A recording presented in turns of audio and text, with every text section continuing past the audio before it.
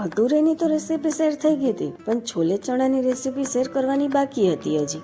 ચણાને બાફવા માટે મેં અંદર જ મસાલો વઘાર માટે થોડુંક તેલ એડ કર્યું, થોડીક રાઈ અને હિંગ નાખી અને પછી ઉપરથી થોડુંક લસણ કકડાવી નાખ્યું.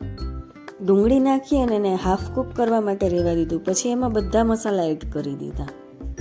મરચું, હળદર, ધાણા જીરું અને થોડોક એવો ગરમ મસાલો. મારે સ્પાઇસી નહોતા કરવા કેમ કે ખુશીને પણ ખાવાના હતા.